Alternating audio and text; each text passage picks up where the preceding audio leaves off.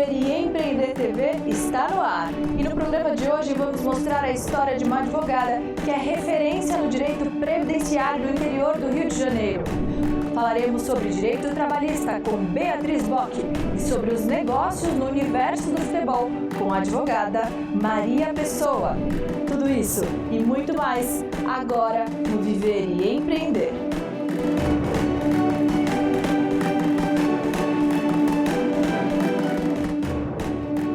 O sonho de cursar direito se transformou em uma carreira dedicada à defesa dos direitos de aposentados.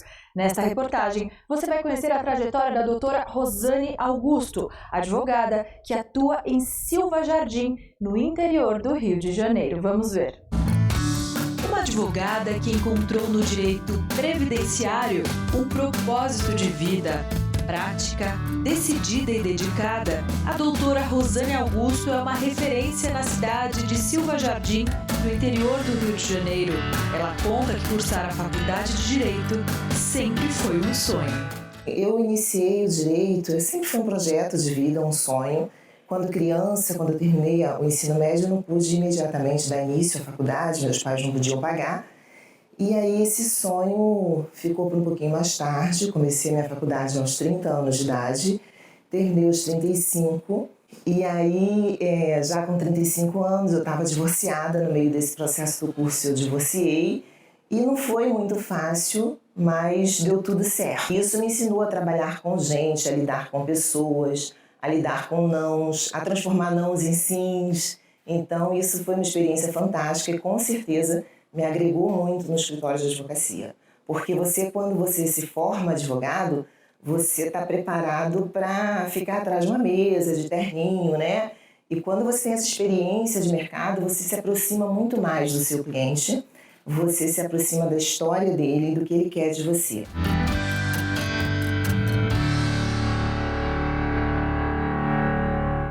E agora o assunto é saúde mental e espiritualidade. E para falar sobre isso, eu conversei com a psicoterapeuta junguiana e pioneira na terapia de vivências passadas aqui no Brasil, a doutora Judite Benevides. Vamos ver. O que as pessoas, em geral, buscam no seu consultório, na sua terapia?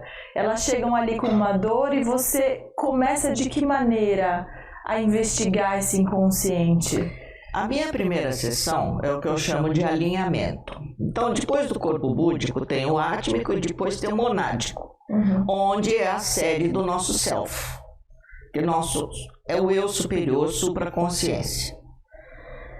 De lá vem muita energia. Nesse nível, não existe mais conflito, não existe mais negativo ou positivo. Só existe a síntese positiva do masculino e do feminino. Altos valores, só energia amorosa, só energia compassiva. Essas energias são as energias curativas, que vão curar os níveis inferiores. Como a própria pessoa, na verdade, o terapeuta vai ser um facilitador. Ele vai dar as dicas os passos que o cliente precisa fazer dentro de si. No estado alterado de consciência, no estado aprofundado de consciência. Então, esse é o papel do terapeuta, mas é o cliente que vai puxar a energia superior para curar os níveis inferiores. Vou contar o caso dessa pessoa que me procurou, que é uma altíssima executiva e que trabalhava numa empresa muito grande de financiamento. Ela era responsável por financiamentos para grandes obras, construções e não sei o quê. E ela tinha muitas reuniões com gente também do nível dela, né? E ela tinha que ir a essas reuniões de chinelo, porque ela não aguentava calçar sapato. Dores nos pés. De dores nos pés. E isso já vinha há anos e já tinha procurado médicos do Einstein, médicos do Sírio-Libanês. Eles até se juntaram para pensar sobre o caso dela, porque não conseguiam resolver. E aí, o que aconteceu? E como nos exames não saía nada, eles resolveram abrir para ver se tinha alguma infecção, que não saía nos exames, nem de laboratório, nem de imagem. Chegaram a fazer uma cirurgia. Uma cirurgia. Aí não encontraram nada, fecharam. Aí conversaram com ela e disseram, olha, o único jeito é a gente cortar parte do tendão de Aquiles. Nossa. Nossa. Uma baita operação. Para tirar a dor. Então, fizeram essa cirurgia e ela perdeu a elevação dos pés. Não, aí tinha que se arrastar mesmo. Não dava para fazer esse movimento.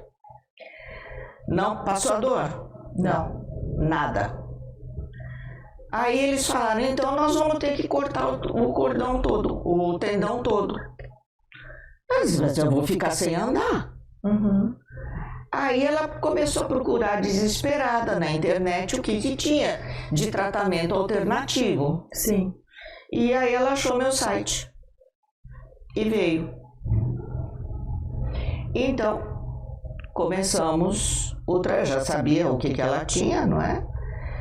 E não tinha nenhuma intercorrência na vida atual que justificasse aquela dor. Uhum. Nenhum acontecimento. Então, começamos a fazer as regressões. E ela foi para uma regressão há uns 300 anos atrás, num vilarejo muito pobre, na Rússia. E era muito difícil a sobrevivência lá, tinha bastante seca. E lá ele era um homem, porque tem uma alternância entre sexo. Ora se encarna em corpos femininos, ora em corpos masculinos, numa proporção de 50%, praticamente. Perfeição. É de 49 a 51. Isso foi estudado. E então, ele saiu do vilarejo naquele dia e foi buscar mantimentos num outro vilarejo. E estava voltando. Ele tinha uma carroça. Quando ele estava voltando, ele vê que a aldeia está em chamas, porque tinha muita secura lá. E estava em chamas, e ele veio, mas ele ficou paralisado com aquilo. Ele disse, eu preciso ajudar as pessoas, mas ele entrou em choque. Então, ele ficou meio paralisado ali. Ele disse, como é que eu vou ajudar as pessoas? Quando ele começou a se mover, ele começou a entrar no meio do fogo, no meio de brasa, para tentar ajudar quem ele podia ajudar. E se queimou inteiro. Na perna e pé, principalmente pé. Naquela época não tinha medicamento, não tinha antibiótico. Tinha alguns emplastros com algumas ervas, que foi tudo queimado ali, né? Comunicação difícil, e ele enrolou os panos para conseguir caminhar depois, né? Que apagaram, que acabou tudo. E aí, o que aconteceu? Não tinha como desinfetar. Aquilo infeccionou. Infeccionou e apodreceu. E ele morreu assim. Perdeu os pés. No meio de muita dor. No meio de muita dor. E esse sintoma acabou se manifestando nesta vida? Sem nenhuma ferida no pé, sem nada, mas a dor de ter visto muita gente amiga morrer, de ele ter também morrido em meio a muito sofrimento. O futebol também é um grande negócio. Por trás dos gramados existem gestão, estratégia, inovação e muitas oportunidades de empreendedorismo. E para falar sobre esse universo, eu conversei com a nossa colunista desportiva, a advogada Maria Pessoa. Vamos ver.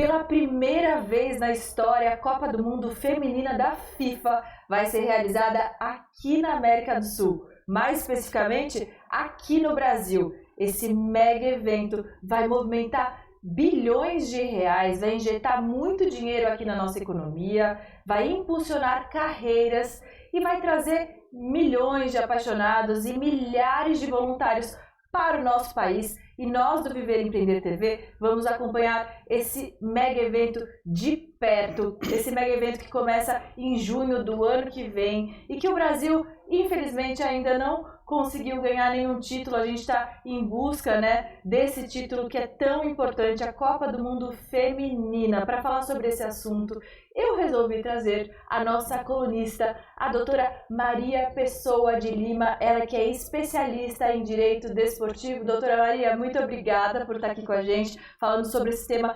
fantástico, tão importante para a nossa economia. Minha primeira pergunta é, afinal, quem ganha com esse mega evento que é a Copa do Mundo Feminino da FIFA?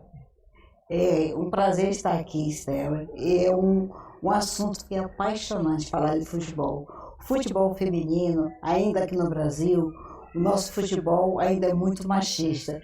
Então, para o nosso país ter a Copa do Mundo de futebol feminino, vai trazer grandiosas conquistas para as mulheres brasileiras, para as marcas brasileiras, para esses personagens, essas jogadoras brasileiras do futebol feminino. Está grande expectativa que essa Copa do Mundo aqui no Brasil, nós vamos ter 9 cidades, vão sediar os jogos. 9 capitais. 9 capitais vão sediar esses jogos. Isso para o Brasil vai ser maravilhoso. Nós vamos ter jogos no Nordeste. E o mundo inteiro vai estar de olho aqui no Brasil. Muito dinheiro virá, muitas carreiras vão ser impulsionadas. Fora inspiração para jovens atletas também, né, doutora? Divulgar os nossos países, as nossas capitais também aqui do Brasil. A maioria do pessoal de fora conhece Rio e São Paulo, vão conhecer as capitais do Nordeste, o turismo do Nordeste, as características do Sul também. Então vai ser maravilhoso esse jogo, vai divulgar nosso país no mundo inteiro. Aproveitando, desculpa te interromper, mas aproveitando esse gancho, qual é o setor, falando em empreendedorismo, que mais se beneficia com a Copa do Mundo Feminina, na sua opinião? Os setores que mais vai se destacar no futebol feminino, na verdade, é a conscientização dos brasileiros da importância do futebol feminino. Sim. Os brasileiros vão começar a enxergar, a perceber o futebol feminino com maior destaque, com maior credibilidade. É uma mudança, então, de mentalidade, de cultura, na sua opinião? Exatamente, de cultura, e fazer com que o nosso esporte ele fique mais determinado, porque ele ainda está muito simples, ele ainda está muito escondido. Então, com essa Copa Feminina aqui no Brasil, o nosso futebol feminino vai se expandir. Sim, e além do turismo também, né? Sem contar o turismo que você citou, né? O mundo inteiro vai conhecer as nossas capitais mais profundamente. Em 2014, o mundo teve a oportunidade, né, de conhecer o Brasil, mas é mais uma oportunidade da gente fazer melhor, do ponto de vista da infraestrutura, né, doutora? Exatamente. Exatamente, o Brasil vai ter outra visão no mundo. E no próximo bloco vamos falar sobre direito trabalhista, empreendedorismo feminino e gestão. Fica aí que a gente volta já já.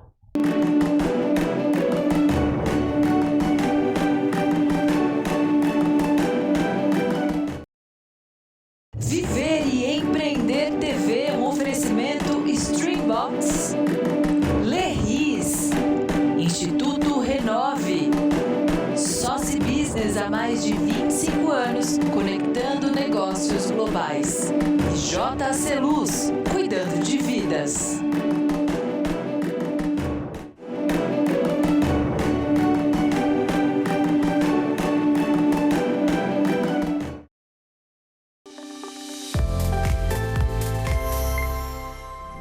Se você quer ter um CNPJ, comece investindo no seu CPF.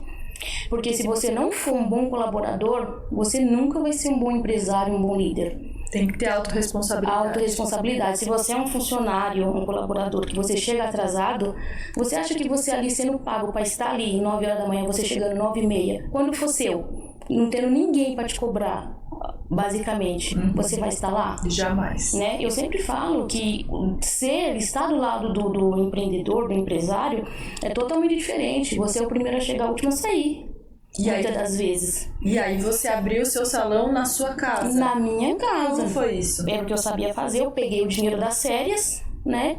E aí comecei a divulgar pro pessoal. Falei, tô fazendo uma unha aí, né? Pra ajudar no orçamento e tal. E aí eu comecei a fazer unha.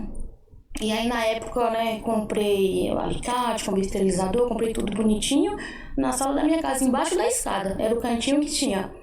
Aí meu marido fez um biquinho de luz, porque ficava meio escurinho. Eu falei, tá escuro aqui, não tô conseguindo enxergar muito bem. Eu vou fazer um biquinho. Aí ele fez uma extensãozinha com um bocal. Aí eu ligava lá, acendia, comecei a fazer unha. Quando eu voltei de férias, o meu chefe tinha feito minha rescisão, porque eu já tinha deixado meio que eu não queria mais continuar, tal. E ele foi super legal. Por eu sempre ter trabalhado certinho, ele falou assim, não, você não quer, você sempre trabalhou direitinho. Mesmo quando você resolveu que não queria mais, você não ficou fazendo corpo mole pra mim te mandar embora, você trabalhou perfeitamente. Você foi clara, falou a verdade. Clara, e aí ele me demitiu, e aí eu falei certinho. Aí eu tinha lá minha rescisão, tinha 6 meses, eu falei, é o tempo de eu criar uma cartela de cliente. Porque assim, é legal empreender, é muito bom você ter um direcionamento, mas você tem que se programar. Porque às vezes as pessoas falam assim, ela deixou de ser CLT e foi fazer unha e deu certo. Foi fácil. E foi fácil. Não foi, eu me programei. Eu sempre falo, gente, tem uma coisinha que é matemática básica. Você fez conta? Conta. Quantas unhas eu preciso fazer para ter o equivalente do salário que eu tinha? Cobrança por resultados não é sinônimo de humilhação. O assédio moral ainda é uma realidade em muitos ambientes de trabalho e pode gerar sérios prejuízos para funcionários e para empresas. E para falar sobre esse tema tão importante, eu conversei com a nossa colunista, a advogada trabalhista Beatriz Bock. Vamos ver. Você tem a responsabilidade, principalmente o empregador, de tratar as pessoas bem, né? A gente não pode esquecer que a relação, gente, de empregador e empregado é de subordinação, né? Não é de igualdade. Então, o empregador não está junto com o empregador está em cima, né? Então, esse sim, ele tem que dar o exemplo para tratar as pessoas bem, que estão abaixo dele, os empregados da empresa. Então eu vejo assim, tem muitos lugares que não vê essa desigualdade, que na verdade a pessoa quer se igualar. Então, porque se ela tem direito a isso, eu também tenho, mas as coisas não acontecem assim. Né? Existe uma hierarquia. Existe uma hierarquia. Por mais que as empresas falem dessa horizontalidade cultural, é uma horizontalidade cultural, não que você possa passar dessa linha, né, do ponto de vista do respeito. E eu vejo que aí a pessoa tem que ter a responsabilidade e até, né, dar o exemplo. Tem alguma situação de rede social que vem agora à sua mente que te marcou, que você achou um absurdo? Eu acho que as pessoas que fazem meme dentro das empresas, né? Eu acho que essa é a pior. E figurinha de WhatsApp. Tem um caso recente, né? Que uma mulher ganhou indenização aqui no Brasil, não foi?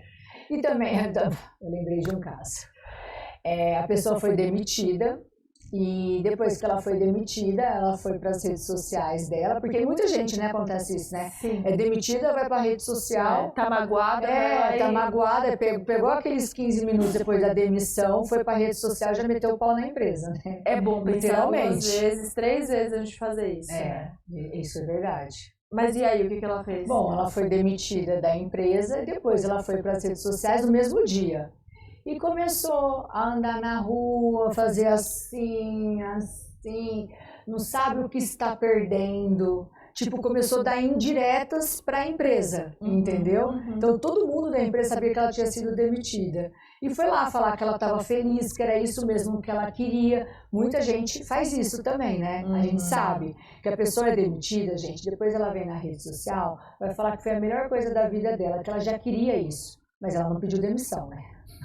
Ela fez de tudo para ser demitida, mas ela não pediu demissão. Não foi honesta. Não foi honesta também para não perder os direitos trabalhistas, né? Claro. Então acontece bastante. Isso também. é muito comum. Então, cuidado com o que você coloca na rede social. Outro ponto, tem muito funcionário também que fica revoltado com a empresa e cria um perfil falso para falar contra o empregador ou contra os colegas. Isso é muito feio também, né?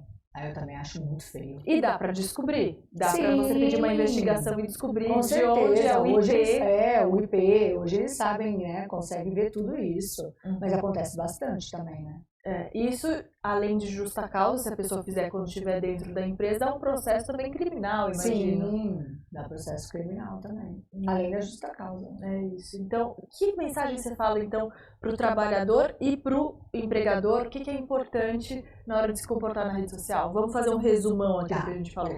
Bom, primeira coisa, o empregado assinar uma declaração que ele está autorizando o direito de imagem dele para tais fins. Você coloca lá os fins que são, entendeu? Primeira coisa.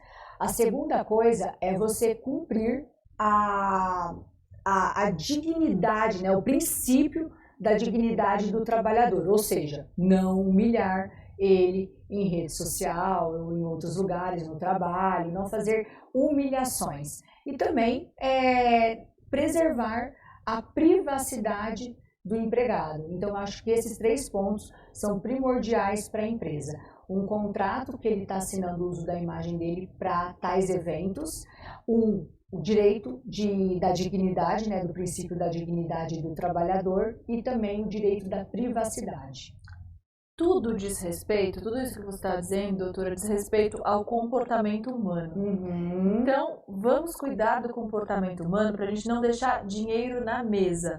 Muda o dinheiro, muda o comportamento, o dinheiro muda de lugar. Exato. Não adianta, se você não cuidar da sua equipe, se você não cuidar do seu comportamento, da sua liderança, você vai perder, com certeza, né, na justiça do trabalho. Eu vejo assim, muitas coisas começam pela liderança. Muitos assédios morais começam pela liderança. Sim. Liderança mal treinada, liderança que não é treinada emocionalmente, tem que capacitar as lideranças, porque elas têm que saber até como elas vão agir com o funcionário, como que ela vai falar, como ela vai fazer um feedback com o funcionário, para ser produtivo. Então eu vejo que muita coisa começa dentro da liderança, os problemas trabalhistas, né? Vamos falar.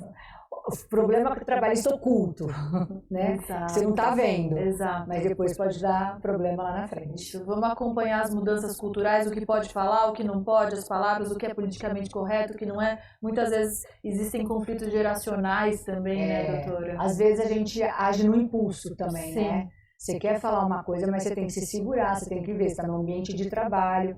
Gente, ninguém é feliz 24 horas por dia, né? Todo mundo tem problemas, às vezes a pessoa está com problema, mas o máximo possível, né? Não coloca esse problema no funcionário, né?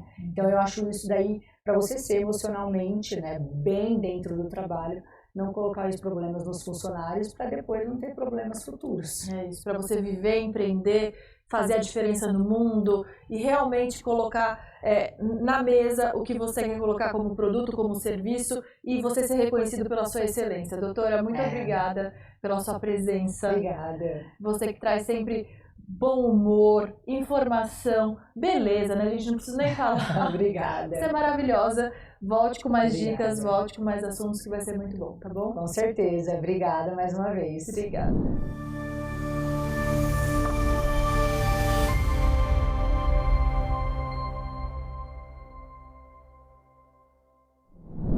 De um sonho que começou há 23 anos a uma conquista que ultrapassa as fronteiras do Brasil. Leva para o Brasil o Top of Business Roma, troféu que a gente vai receber pela IBORG, o troféu que fala sobre a solidez da nossa empresa, sobre tudo que a gente constrói junto com você e junto com o nosso cliente.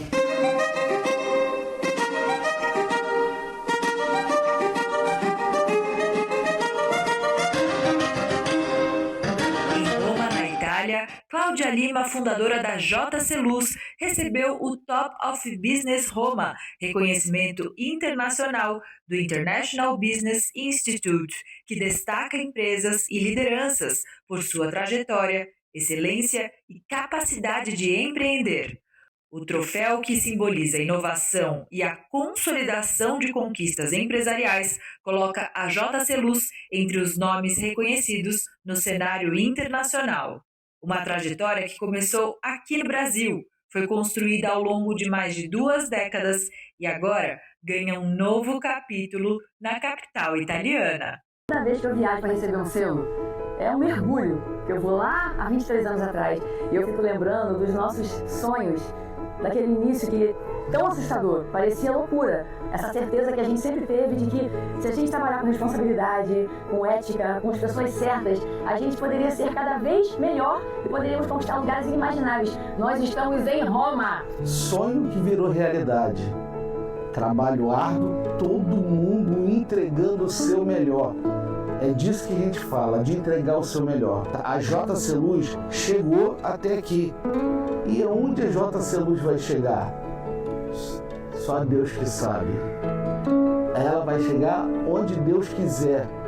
E eu tenho certeza que estaremos juntos para todos os níveis, para todas as etapas que Deus permitir da gente chegar.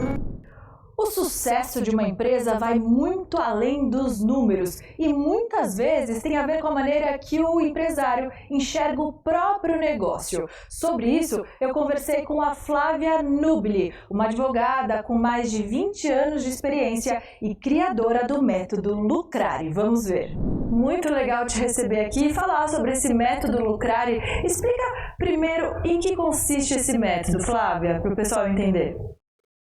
Então, Stella, o método Lucrare, ele é uma metodologia com princípio, meio e fim, que consiste em quê? Em identificar padrões que estão por trás das nossas atitudes, das formas como nós tomamos as nossas decisões, da forma como a gente organiza a nossa empresa e que reflete diretamente no que a gente está acostumado a ver, que é o lucro ou a sobrecarga, e passa por um total desbloqueio de todos os campos que foram identificados como sendo um bloqueio na vida da empresária e da empresa.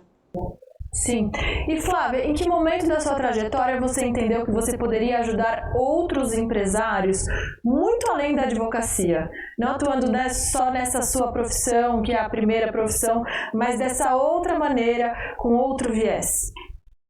Bom, na verdade, tudo que eu faço hoje é uma própria evolução ou consequência da minha própria vida.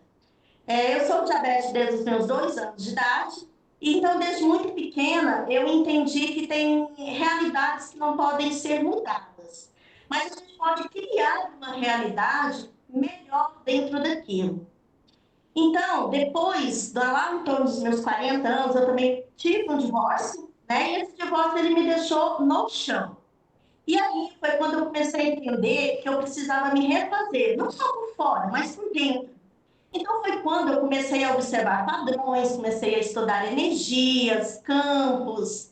E eu, através da dança do ventre integrativa, eu comecei a trabalhar essas mesmas questões com mulheres portadoras de câncer.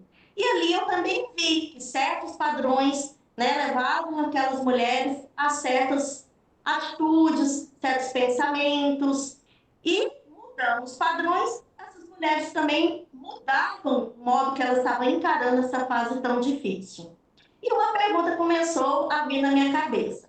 Se as pessoas têm padrões, os padrões têm consequências similares, né? Se aquelas mulheres tinham padrões similares, pensamentos similares e atitudes similares, será que as empresas também não são assim?